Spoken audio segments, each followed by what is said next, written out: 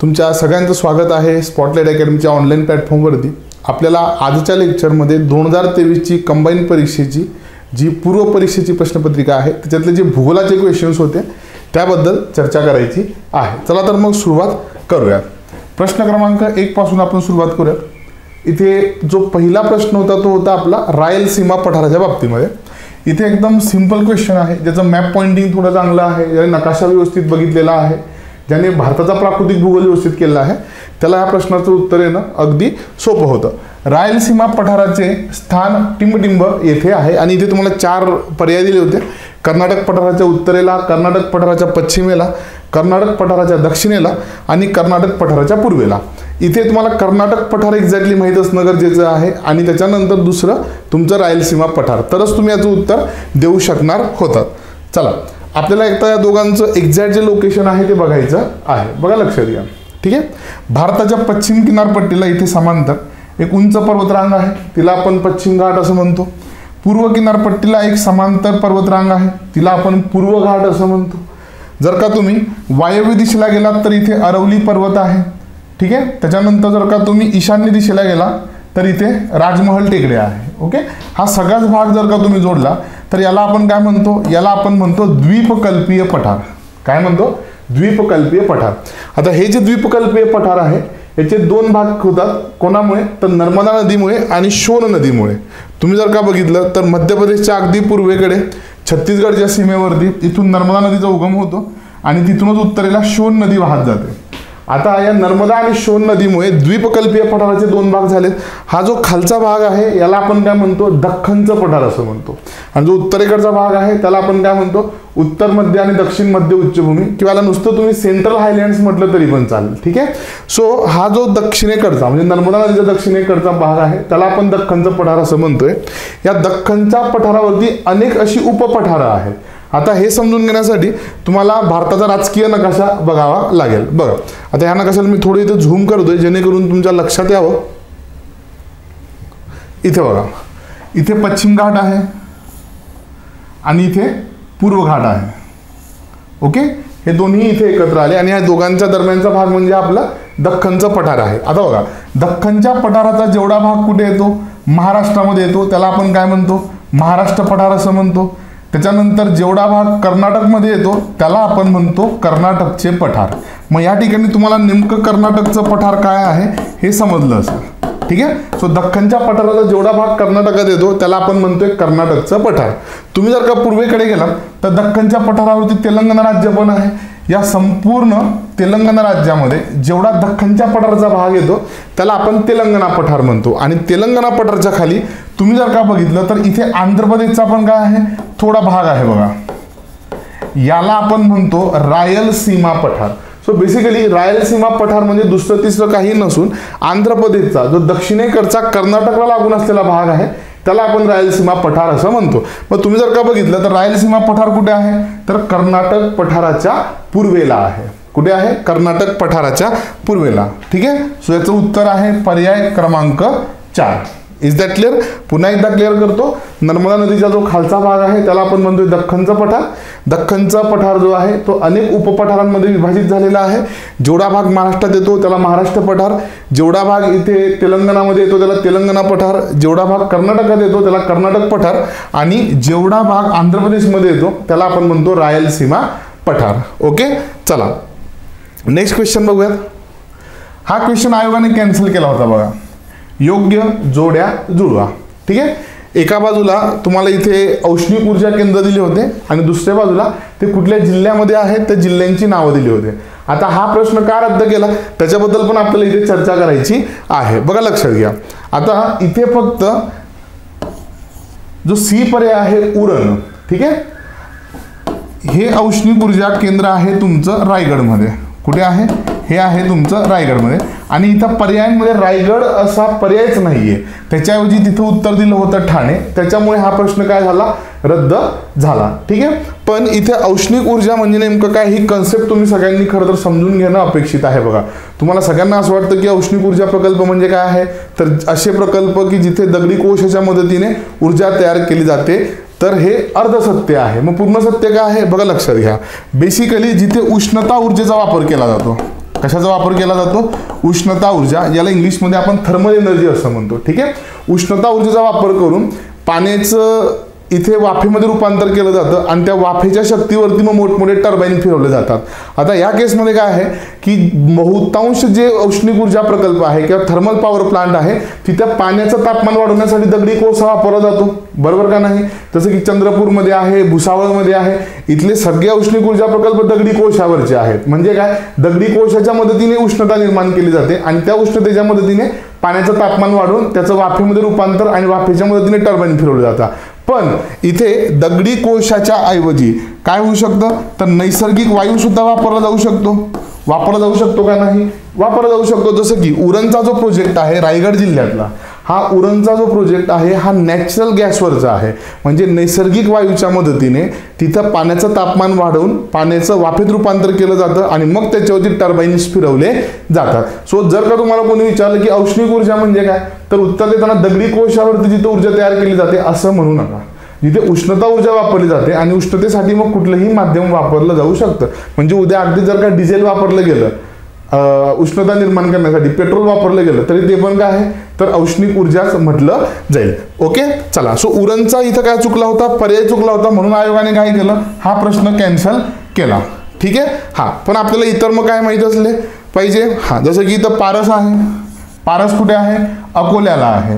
ठीक आहे, त्याच्यानंतर फेकरी कुठे आहे, जळगावला आहे आणि कोराडी कुठे आहे तर नागपूरला आहे. राहील तुमच्या लक्षात. इथे तुम्हाला थोडी ॲडिशनल इन्फॉर्मेशन देतो.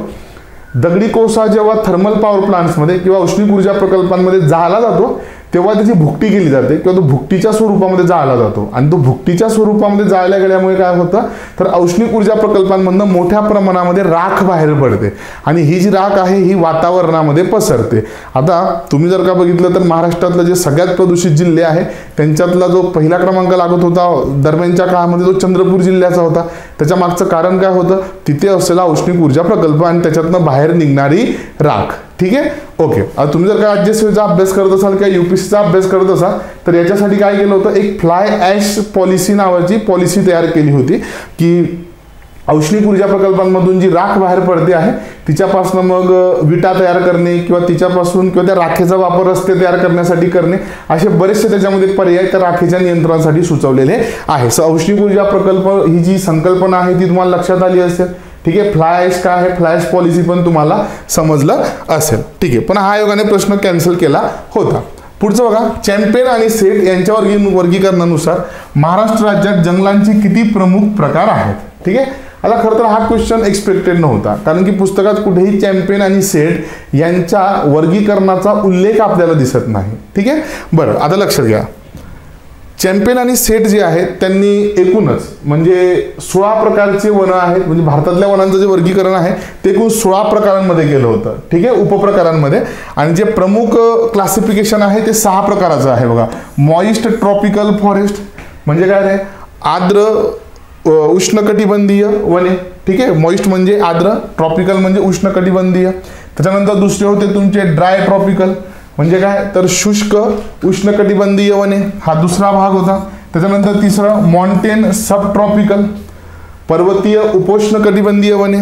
त्याच्यानंतर मॉन्टेन टेम्परेट पर्वतीय समशीतोष्ण वने. त्याच्यानंतर सब अल्पाईन फॉरेस्ट आणि अल्पाईन स्क्रब, अल्पाईन वने आणि उप अल्पाईन वने असे प्रमुख 6 प्रकार केलेत. आणि त्याच्यामध्ये अजून काय केले होते तर 16 उपप्रकार केले होते चॅम्पियन आणि सेट यांनी. आणि हे क्लासिफिकेशन आहे 1968चं. आता तुम्ही जे पुस्तकामध्ये वर्गीकरण बघतात उष्णकटिबंधीय सदाहरित वने, उष्णकटिबंधीय निम सदाहरित वने, उपोष्णकटिबंधीय सदाहरित वने, आर्द्र पानझडी वने, शुष्क पानझडी वने आणि उष्णकटिबंधीय काटेरी वने. हे जे 6 प्रकारचे वर्गीकरण आहे ते कुठे आहे तर तुमचे चॅम्पियन आणि सेट. म्हणजे तुम्हाला इथे फार डोकं लावायची गरज नव्हती. पुस्तकात जे 6 प्रकारचं वर्गीकरण दिलं होतं तेच याचं काय आहे एक्झॅक्ट आन्सर आहे. सो एकूण 6 प्रकारचे वने महाराष्ट्रामध्ये आहे असं चॅम्पियन आणि सेट यांनी म्हटलं होतं. हे क्लासिफिकेशन फक्त 1968चं आहे, एवढं लक्षात ठेवा. पुढचा प्रश्न बघा, योग्य जोड्या जुळवा. इथे तुम्हाला राज्य दिलं होतं आणि पर्यटन स्थळ दिले होते बघा. आतापर्यंत जर का तुम्ही पर्यटन स्थळांवरचे प्रश्न बघितले तर मोस्ट ऑफ द क्वेश्चन्स काय आहे तर महाराष्ट्रातले पर्यटन स्थळ. पहिल्यांदा आयोग हे महाराष्ट्राच्या बाहेर गेलंय. म्हणजे तुम्ही पर्यटन स्थळांचं जर का मागच्या काही वर्षांमध्ये आलेल्या प्रश्नांचं अनालिसिस केलं तर तुमच्या लक्षात येईल की आयोगाने धार्मिक पर्यटनावरती प्रश्न विचारलेत. बऱ्याच वेळेला आयोगाने हे विचारलेत, केव्ज विचारलेले आहेत. म्हणजे धार्मिक पर्यटनात कसं बघा, लक्षात घ्या, बुद्धिस्ट धर्मीयांच्या किंवा बौद्ध धर्मीयांच्या ज्या लेण्या आहेत त्या विचारल्या गेल्या, हिंदू धर्मीयांचे अष्टविनायक विचारले गेले, जैन धर्मियांचं बाहुबली विचारलं गेलंय, मुस्लिम धर्मियांचं हाजी मलंग दर्गा विचारलं गेलेलं आहे. सो याला आपण रिलिजियस टुरिझम म्हणतो की धार्मिक पर्यटन स्थळ ही सगळी आयोगाने ऑलरेडी विचारलेली आहे. त्याच्यानंतर पुढे जाऊन आयोगाने काय केलं तर मेडिकल टुरिझम विचारलं. मेडिकल टुरिझम म्हणजे काय, वैद्यकीय पर्यटन, जसं की उरळी कांचनवरती एक प्रश्न येऊन गेला आहे. मग मुलांना कुठल्या टॉपिकवर किती प्रश्न आलेत खरं तर हे अनालिसिस नाहीये. इथे तुम्ही हे समजून घेतलं पाहिजे की याच्या पुढे मग काय विचारलं जाऊ शकतं. तर आता आयोगाने महाराष्ट्रातले न विचारता काय विचारलेत, महाराष्ट्राच्या बाहेरचे पर्यटन स्थळ विचारलेले आहेत. ठीक आहे, चला तर सगळ्यात पहिले बघा जम्मू काश्मीरमध्ये काय आहे. ठीक आहे, इथे व्यवस्थित बघा. आता काही मंदिरं आहेत, काही हे आहेत, मॉनेस्ट्रीज आहेत, बुद्ध धर्मीयांच्या ज्या असतात त्या. ठीक आहे, काही तलाव यांनी इथं विचारलेले आहेत. बघा लक्षात घ्या, जम्मू काश्मीरमध्ये काय आहे, अवंतीपुरा आणि अलची गोंपा. आता अवंतीपुरा काय आहे, तुम्ही सगळ्यांनी पुलवामा नावाचं शहर ऐकलं असेल, जे की जम्मू काश्मीरमध्ये आहे. सो अत्यंत प्राचीन शहर आहे, हिस्टॉरिकल इम्पॉर्टन्स असलेलं सिटी आहे. तिथं काही टेम्पल्स आहे आणि काही आर्ट अँड कल्चरच्या पॉईंट ऑफ व्ह्यूने महत्त्वाचे स्ट्रक्चर सुद्धा इथं बघायला मिळतात. अत्यंत ऐतिहासिक शहर आहे, पुलवामा शहराच्या एकदम जवळ आहे. त्याच्यानंतर हे जे अलची गोंपा आहे, आता हे कुठे गेले, आता हे लडाखमध्ये गेले. ठीक आहे, ही एक मॉनेस्ट्री आहे. ठीक आहे, बौद्ध धर्मियांचं जे प्रार्थनास्थळ असतं त्याला आपण मॉनेस्ट्री असं म्हणतो. सो अलची गोंपा हे लेहमधलं एक प्रमुख आणि महत्त्वाचं मॉनेस्ट्री आहे. सो अवंतीपुरा पुलवामामध्ये आणि त्याच्यानंतर अलची गोंपा काय आहे तर मॉनेस्ट्री आहे. त्याच्यानंतर दुसरं बघा, दुसरं होतं तुमचं हिमाचल प्रदेश. आता इथं त्रिलोकनाथ हे प्रमुख धार्मिक पर्यटन स्थळ आहे. ठीक आहे, आणि त्याच्यानंतर नैनादेवी. भारतामध्ये जी 51 शक्तिपीठ आहे त्या 51 शक्तिपीठांपैकी एक असलेलं तुमचं नैनादेवी, हे दोन्ही ठिकाणं कुठे आहेत तर ते आहेत तुमचे हिमाचल प्रदेश मध्ये. ठीक आहे, त्याच्यानंतर पुढचं होतं पंजाब. तरन तारण आणि बाबा बकाल हे दोन्ही पंजाब राज्यातले प्रमुख गुरुद्वारा आहेत. ठीक आहे, बेसिकली गुरुद्वारा म्हटलं की आपल्याला फक्त कुठलं माहित आहे, अमृतसरचा सगळ्यात मोठा गुरुद्वारा. ठीक आहे, पण त्याच्या व्यतिरिक्त सुद्धा काय आहे, पंजाबमध्ये काही गुरुद्वारे हे प्रचंड महत्त्वाचे किंवा प्रसिद्ध आहेत. त्यातला तरन तारण आणि बाबा बकाला हे दोन आहेत. दोन्ही काय आहेत तर तुमचे गुरुद्वारा आहेत. आणि हरियाणामध्ये अंबाला हे प्रमुख हेरिटेज सिटी आहे आणि भडकल सरोवर जो की दिल्लीपासून अगदी जवळ आहे. ठीक आहे, हरियाणामध्ये आहे पण दिल्लीपासून एक हार्डली 20-30 किलोमीटरवरती हा भडकल लेक आहे. हे दोन्ही ठिकाणं तुमची हरियाणामध्ये आहे. सो तुम्ही जर का बघितलं तर मोस्ट ऑफ द जे ऑप्शन दिले होते ते सगळे कसे संबंधित होते तर वेगवेगळ्या धर्मांशी संबंधित आहे. सो हिंदू, त्याच्यानंतर बुद्धिस्ट आणि त्याच्यानंतर मग पुढे शीख धर्मीय यांच्याशी संबंधित हा प्रश्न आहे. ठीक आहे, चला मग याचं उत्तर किती आहे, पर्याय क्रमांक 2. ओके, चला पुढचं बघूया. रोरो वाहतुकीची सुरुवात भारतात सर्वप्रथम कोणत्या मार्गावरती झाली. आता आयोगाने जे याचं इंग्लिश ट्रान्सलेशन दिलं होतं ते रोरो असं दिलं होतं. ठीक आहे, इथं रोरो वाहतूक काय असते, ज्याला आपण रोल ऑन किंवा रोल ऑफ असं त्याचं इंग्लिश ट्रान्सलेशन आहे. ठीक आहे, so roll on roll of service म्हणजे नेमकं काय आहे बघा. हे चित्र तुम्हाला दिसतंय का, या चित्रामध्ये तुम्ही जर का बघितलं तर एक रेल्वे आहे आणि रेल्वेवरती ट्रक्स लावले आहेत. ठीक आहे, म्हणजेच काय आहे बघा, लक्षात घ्या, रस्ते वाहतूक जी आहे, ज्या ट्रक्स आहे त्या मोठ्या प्रमाणात इंधन जे आहे ते कंझ्युम करतात. सोबतच एक ट्रक दुसऱ्या ठिकाणी जायला वेळ सुद्धा खूप लागतो. चार्जेस म्हणजे खर्च सुद्धा जास्त आहे, टोल नाके सुद्धा पे करावे लागतात. त्याच्यामध्ये वाहनाचा मोठ्या प्रमाणात घसारा पण होतो. हे होऊ नये म्हणून रेल्वे काय आहे, अत्यंत स्वस्त असा माल वाहतुकीचा किंवा वाहतुकीचाच एकंदरीत पर्याय आहे. मग रोल ऑन रोल ऑफ मध्ये काय केलं जातं तर रेल्वेवरती हे ट्रक्स लादले जातात आणि एका ठिकाणाहून दुसऱ्या ठिकाणी घेऊन नेले जातात. म्हणजे समजा मुंबईहून जर का हैदराबादला जायचं असेल तर रस्ते मार्गाने गेलं तर कदाचित 15-16 तास किंवा 20 तास लागू शकतात. इंधन लागेल, खर्च खूप वेळ पण वाजेल, याच्यामध्ये गाडीचा घसारा येईल. त्यापेक्षा मुंबईहून हैदराबादला काय आहे तर रेल्वे, त्या रेल्वेवरती हे सगळे काय करायचे, ट्रक्स लादायचे आणि त्यांना तिथे घेऊन जायचं. सो याला म्हणतात roll on roll of service. आता ही सगळ्यात पहिल्यांदा कधी सुरू झाली होती, ही सुरू झाली होती 1999ला. कुठल्या रेल्वे मार्गावरती तर कोकण रेल्वेने roll on roll of service सुरू केली होती, लक्षात ठेवा. चला पुढचं बघा, योग्य जोड्या जुळवा. आता ह्या टाईपचे जे क्वेश्चन्स असतात ते मोस्टली काय असतात, प्रचंड फॅक्च्युअल क्वेश्चन असतात. एका बाजूला तुम्हाला त्यांची उंची दिली आहे आणि एका बाजूला त्यांची नावं दिलेली आहेत. पण आयोग पुढे जाऊन अजून काय विचारलं जाऊ शकतं त्याच्याबद्दल पण आपल्याला चर्चा करायची आहे. पहिल्यांदा मी याची तुम्हाला आन्सर सांगतो आणि मग अजून काय विचारलं जाऊ शकतं त्याच्याबद्दल पण आपण चर्चा करूया. आता मांगीतुंगीची हाईट किती आहे रे, 1100 मीटर एवढी आहे. त्र्यंबकेश्वर 1304, सप्तशृंगी 1416 आणि साल्हेर कुठे आहे 1567 मीटर. बरं, आता इथे आपण साल्हेरचंच एक्झाम्पल घेऊयात. ठीक आहे, बघा आता साल्हेर जर का विचारलं तर तुम्हाला सगळ्यांना माहित आहे की साल्हेर शिखर कुठे आहे. साल्हेर शिखर हे नाशिकमध्ये आहे. पण यापूर्वी जेव्हा कळसुबाई शिखरावरती प्रश्न आला होता तेव्हा त्यांनी कळसुबाई शिखराचं लोकेशन विचारलं आहे, त्याचं नेमकं स्थान कुठे आहे. मग नकाशामध्ये आपल्याला काय आहे ते बघावं लागतं की बाबा एका बाजूला अहमदनगर जिल्हा आहे आणि एका बाजूला कुठला जिल्हा आहे तर नाशिक जिल्हा आहे. दोघांचे तालुके पण आपल्याला माहित पाहिजे. अहमदनगर जिल्ह्यातला अकोले तालुका होता आणि त्याच्यानंतर नाशिक जिल्ह्यातला इगतपुरी तालुका होता. या दोघांच्या बॉर्डरवरती काय आहे तर ते शिखर आहे. मग आता इथे जर का तुम्ही दुसऱ्या क्रमांकाचं शिखर बघितलं साल्हेर, तर साल्हेर कुठं आहे. मी जर का तुम्हाला एक स्टेटमेंट दिलं साल्हेर शिखराच्या बाबतीमध्ये कदाचित तुमचं कन्फ्युजन होऊ शकतं की साल्हेर शिखर हे महाराष्ट्र आणि गुजरात राज्याच्या सीमेच्या अगदी जवळ आहे. तुम्हाला की अरे सर असं कसं काय, आम्हाला तर फक्त उंची माहिती, आम्हाला तर लोकेशन माहित नाही. तर लक्षात घ्या, हे फक्त उंच शिखर तुम्ही उंचीनुसार पाठ नाही करायचे, तर याचं लोकेशन सुद्धा तुम्हाला माहित असणं गरजेचं आहे. तुम्ही जर का इथं बघितलं तर नाशिक जिल्ह्याच्या वायव्य कोपऱ्यामध्ये जिथं सातमाळा डोंगररांग सुरू होते,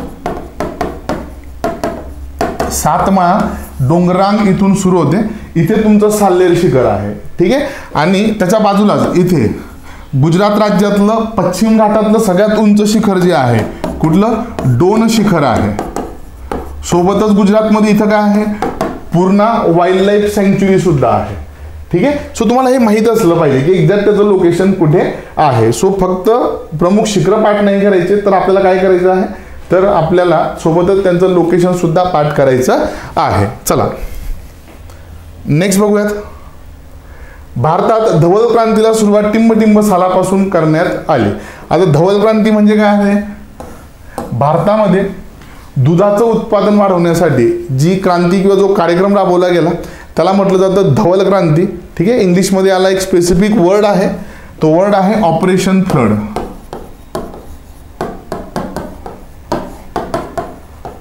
दुधाचा महापूर. ठीक आहे, ऑपरेशन फ्लड किंवा धवल क्रांतीची सुरुवात कधी होते तर ती होते तुमची 1971 पासून. ठीक आहे, वर्गीस कुरियन हे नाव तुम्ही सगळ्यांनी ऐकलं असेल. वर्गीस कुरियन कोण होते, यांना द मिल्कमॅन ऑफ इंडिया असं म्हणतात. खरं तर त्यांना स्वतःला वैयक्तिक कधीच दूध आवडत नव्हतं, पण भारतामध्ये दुधाचं उत्पादन वाढवण्यासाठी ज्यांनी अविरत प्रयत्न केले, सोबतच ज्यांनी अमूलची सुरुवात केली. आता अमूल तर तुम्हाला सगळ्यांना माहीत असेल, आनंद मिल्क है ना, गुजरातमध्ये जिल्हा आहे आनंद नावाचा, तिथे यांनी सगळ्यात पहिल्यांदा हा प्रोजेक्ट सुरू केला होता. यांच्यासोबत अजूनही इतर लोक होते, पण जी मूळ कल्पना होती ती कोणाची होती तर वर्गीस कुरियन यांची होती. सो धवल क्रांतीचे जनक म्हणून वर्गीस कुरियन यांच्याकडे बघितलं जातं. आणि हा जो कार्यक्रम भारतात सुरू झाला, हा सुरू झाला होता 1971ला. ठीक आहे, चला पुढचं बघूयात. नेक्स्ट, महाराष्ट्राच्या दख्खन पठारावर ग्रामीण भागामध्ये घर बांधणीसाठी या दगडाचा वापर केला जातो. ठीक आहे, बेसिकली इथे तुम्हाला दगड विचारलाय की दख्खनच्या पठारावरती कुठला दगड हा घर बांधण्यासाठी वापरला जातो. जांबा, संगमरवरी, ग्रॅनाइट आणि बेसाल्ट.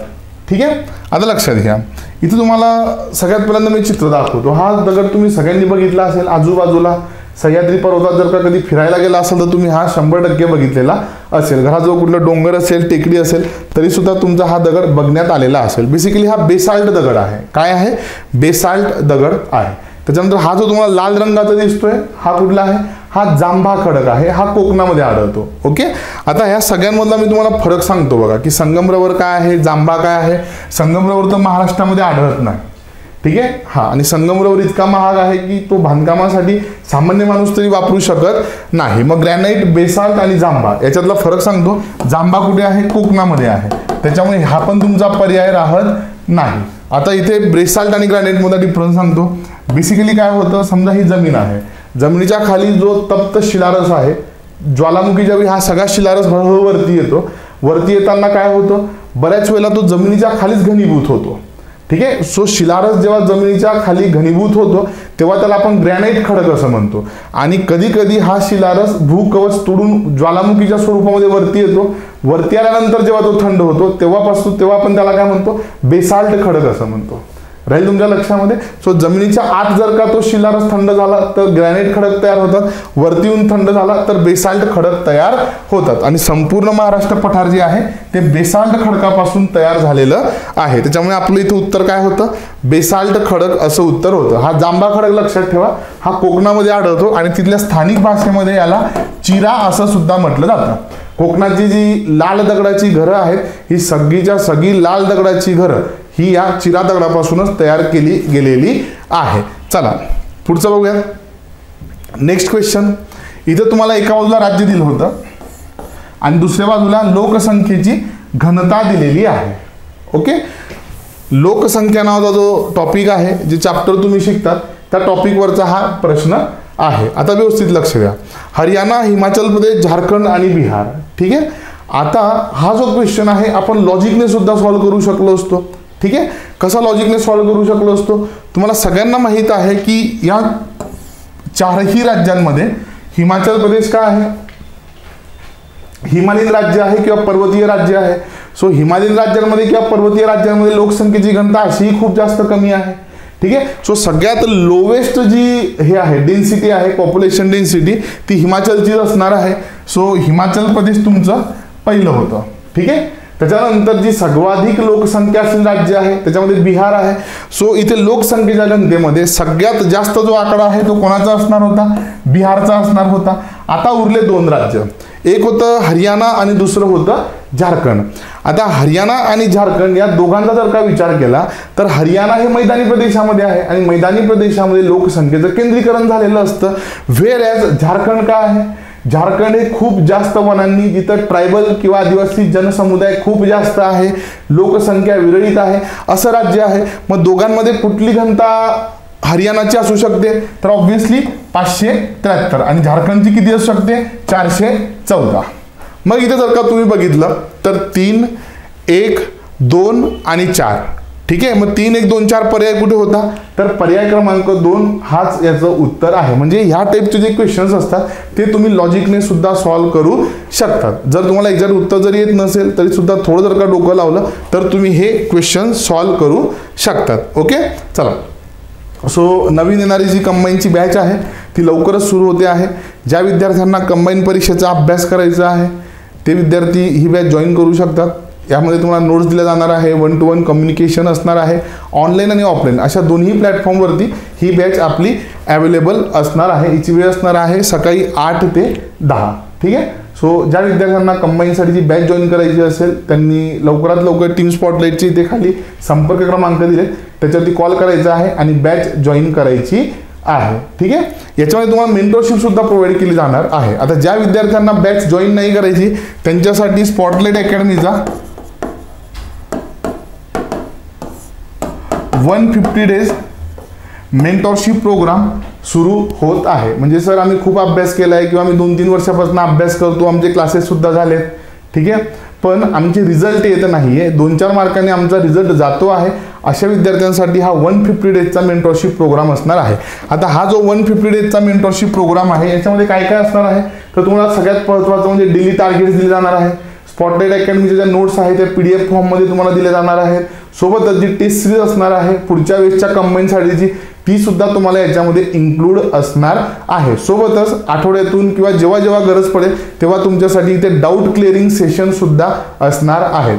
सो नुकताच आपण जो 100 डे मेंटरशिप प्रोग्राम इथे सुरू केला होता त्याला प्रचंड प्रतिसाद दिला विद्यार्थ्यांनी. आता त्याच धर्तीवरती पुढच्या परीक्षा दृष्टीने 150 डेजचा आपल्याला मेंटरशिप प्रोग्राम इथे सुरू करायचा आहे. सो लवकरच 150 डेजचा मेंटरशिप प्रोग्राम सुरू होतो आहे. ज्या विद्यार्थ्यांना मेंटरशिप जॉईन करायची असेल असे विद्यार्थी मेंटरशिपसाठी सुद्धा संपर्क करू शकतात. ठीक आहे. चला सो आपल्याला 2023 सोबतच अजून 2022, 21, 20, 19 या मागच्या 5 वर्षाच्या क्वेश्चन पेपरचं सुद्धा ॲनालिसिस करायचं आहे. सोबतच ऑनलाईन आपले काही इकॉनॉमिकचे जे लेक्चर्स आहेत त्याची पण सिरीज लवकरच सुरू होणार आहे. त्याच्यामध्ये आपण प्रामुख्याने ॲनालिसिस कसं केलं पाहिजे किंवा खरंच ॲनालिसिस म्हणजे नेमकं काय असतं या सगळ्यांबद्दल सविस्तर चर्चा करणार आहोत. ठीक आहे, चला. सो आपण लवकरच 2021चं जे ॲनालिसिस आहे जॉग्राफीच्या क्वेश्चनचं, 2022च्या क्वेश्चनचं ते सुद्धा बघणार आहोत. ठीक आहे, चला. So thank you so much.